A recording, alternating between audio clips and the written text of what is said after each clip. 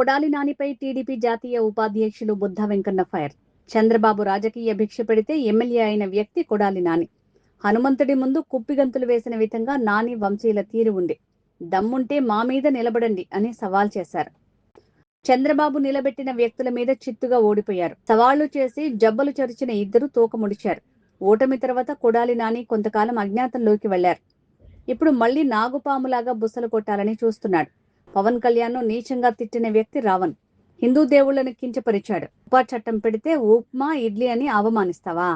మీకు సిగ్గు శరమే మాత్రం లేదు. జగన్ ఓటమికి మీ బూతులే కారణమని మీ నాయకులే చెప్పారు. అందరికీ నమస్కారం. కొడాలి నాని అనే కొడాలి నాగు, కొడాలి నాగని ఎందుకంటున్నానంటే 2004లో పాముకు పాలు పోసినట్టు చంద్రబాబు నాయుడు గారు అతనికి టికెట్ ఇచ్చి 2009లో టికెట్ ఇస్తే పాముకు పాలు పోస్తే ఎవరైతే పాలు పోసారో వాళ్ళని కాటేసినట్టు చంద్రబాబు గారి మీద బుసలు కొట్టాడు. వైసీపీ ప్రభుత్వంలో కొట్టి కొట్టి కొట్టి కొట్టి కొట్టి తొడ కొట్టాడు, కాలు కొట్టాడు, చెయ్యి కొట్టాడు, తలకాయ కొట్టాడు. డామ్ డోమ్ నా మీద నువ్వు పోటీ చేయ, వంశీ మీద లొకేషన్ పోటీ చేయమని అని ఆ విర్ర వీకారు. హనుమంతుడి ముందు కుప్పిగెంతులు వేసినట్టు. అసలు కుప్పిగెంతులకు కూడా వీళ్ళు పనికిరారు. ప్రతి ప్రెస్ మీట్లో దమ్ముంటే నా మీద నువ్వు పోటీ, చంద్రబాబు గారిని, వంశీ మీద లోకేష్ గారిని పోటీ చేయమని. వంశీ కూడా ఇదే డైలాగ్. వీళ్ళేదో పెద్ద మోనార్కుల్లాగా. 2024లో ఒక కొత్త క్యాండిడేట్ని తీసుకొచ్చి గుడివాళ్ళ పెడితే చిత్తుగా ఓడిపోయాడు ఈ నాగబాబు. ఏ వంశీ మీద అయితే వైసీపీ క్యాండిడేట్గా ఓడిపోయాడు యార్లగడ్డ వెంకటరావు గారు, తెలుగుదేశం పార్టీలో చేరితే తెలుగుదేశం టికెట్ మీద బంపర్ మెజార్టీతో గెలిచాడు. అది తెలుగుదేశం పార్టీ సత్తా, అది చంద్రబాబు నాయుడు గారి సత్తా. మీరేదో చంద్రబాబు నాయుడు గారి వెనకాతలు ఉన్నప్పుడు నలుగురు ఫోటోలు దిగారు, నలుగురు ఏదో ఇచ్చేశారు, ఇది మా బలం అనుకొని విర్రవీగారు. విర్రవీగి ఒకలేం జైలుకి వెళ్ళి కలిసి జగన్మోహన్ రెడ్డిని, ఇంకొకలేం భయంతో పారిపోయిన వాళ్ళు పారిపోయినట్టున్నారా?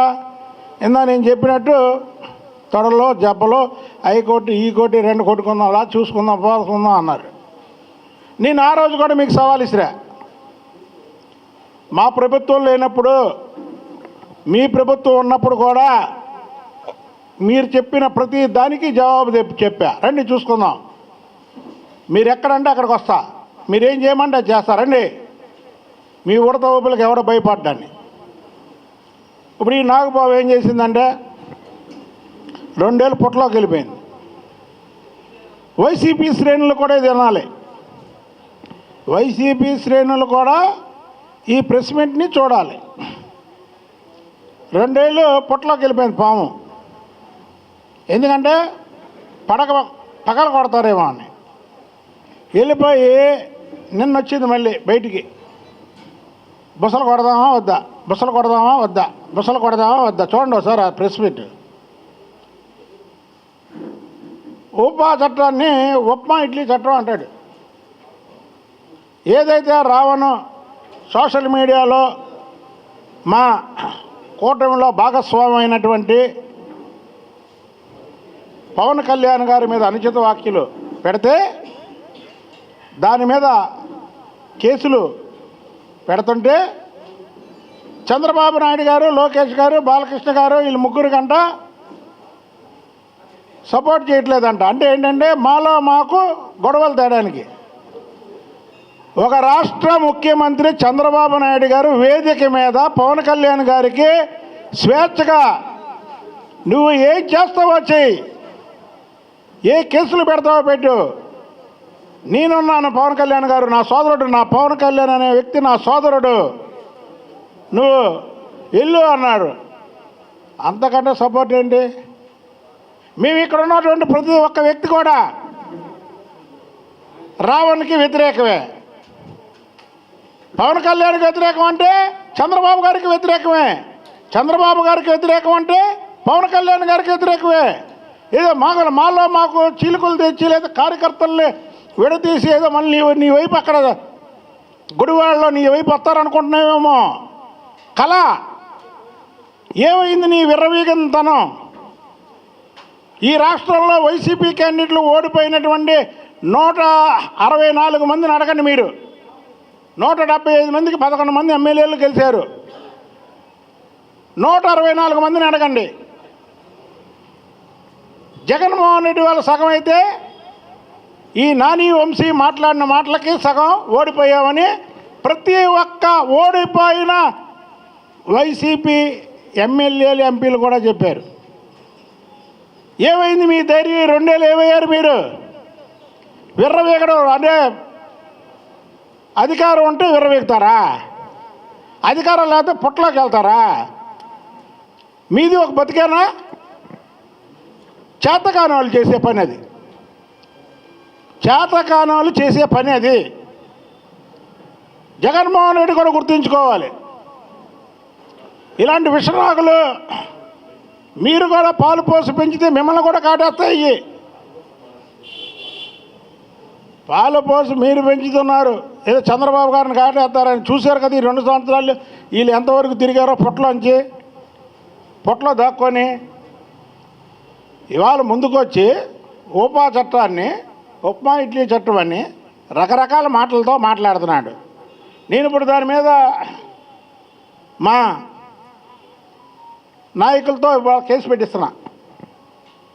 1 టౌన్ స్టేషన్లో ఒక చట్టాన్ని అలా మాట్లాడడం అనేది కరెక్ట్ కాదు. సెక్షన్లని మర్డర్ కేసు అంటే 302 పెడతారు, లేదా దుమ్మి కేసు అయితే ఇంకోటి పెడతారు. ఇది నువ్వు మాట్లాడినప్పుడు ఉపా చట్టం అనుకుంటా, ఉప్మా ఇడ్లీ చట్టం ఏంటి తీసుకొచ్చావేంటి? అంటే చట్టాలను కూడా ఎగతాళి చేసే స్థాయి అనేది. అసలు 2 సంవత్సరాలు పారిపోయా, దానికి చెప్పు సమాధానం. కూర్చుందాం డిబేట్లో. లాస్ట్ మినిట్ వరకు నువ్వు మాట్లాడిన మాటలు 5 సంవత్సరాలు ఏం మాట్లాడావు, ఏం చేసావో, ఏం చెందావో, ఎన్ని తోటలు కొట్టావో, ఎన్ని తలకాయల పాలు కొట్టావో, ఎంతమందిని బూతులు తిట్టావో, అసలు నీ పేరే బూతుల్లో అని. నీ ఒళ్ళంతా విషమే. నువ్వు ఇవాళ చట్టాలకు కూడా పేర్లు మారుస్తున్నావా? మా కార్యకర్తలకి మాకు కూడా చిలికి తెద్దాం అనుకుంటున్నావా? చంద్రబాబు నాయుడు గారిది, పవన్ కళ్యాణ్ గారిది అన్నదమ్ముల అనుబంధం. నీలాంటి బచ్చాలు ఏదో ఇలాంటి చిన్న చిన్న ఈ చేద్దామంటే ఇడిపోయా, ఇది కాదు. ఒళ్ళు దగ్గర పెట్టుకొని మాట్లాడు. నువ్వు విషనాగు అయితే నీ కూరలు తీసేస్తావు ఏంటనుకుంటున్నావు? ఏదో ప్రభుత్వం ఉంది, గన్మెన్లు ఉన్నారు 4, నా జోలికి ఎవరు రారని వాగి ప్రభుత్వం పోగానే దాక్కునే మనుషులం కాదు మేము. ప్రభుత్వం ఉన్నా లేకపోయినా ఎప్పుడూ కూడా దమ్ముగా ఉండే నాయకులం మేము. నాయకులు కాదు, దమ్ముగా ఉండే మనుషులం మేము.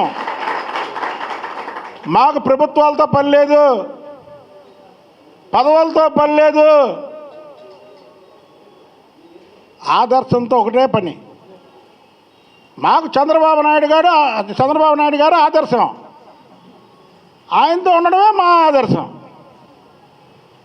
అంతేగాని ప్రభుత్వం ఉంటే ఒకలాగా, ప్రభుత్వం ఒకలా లేకపోతే ఒకలాగా పిరికి బంధలం కాదు. మీరు పిరికి బంధలు. వైసీపీ కార్యకర్తల నాయకులు కూడా వాళ్ళని ప్రశ్నించాలి. ఏంటా మీరు తొళ్ళగొట్టారు, ఇంకోసారి జుట్లు పీక్కున్నారు, అది చేశారు, ఏం చేస్తున్నారా మీరు 2 ఏళ్ళు బట్టి? ప్రతిపక్షంలో ఏం చేస్తున్నారు మీరు? అంటే అధికారం ఉంటేనే మాట్లాడతారా?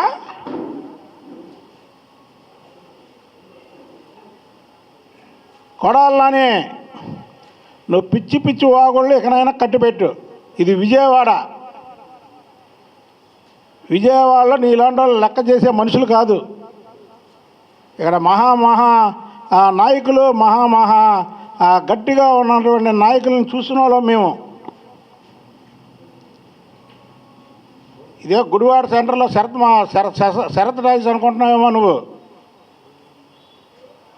చంద్రబాబు గారి గురించి, లోకేష్ బాబు గారి గురించి, పవన్ కళ్యాణ్ గారి గురించి, కూటమి గురించి మాట్లాడేటప్పుడు నీ ఒళ్ళు దగ్గర పెట్టుకొని మాట్లాడు. నేను మాట్లాడుతానే నీ హావభావాలు తెలుస్తున్నాయి. మాట్లాడదామా వద్దా అని ఆఖరికి నోరు జారీసావు ఉప్మా ఇడ్లీ అని. ఒక చట్టాన్ని అలా హేళన చేస్తావా నువ్వు?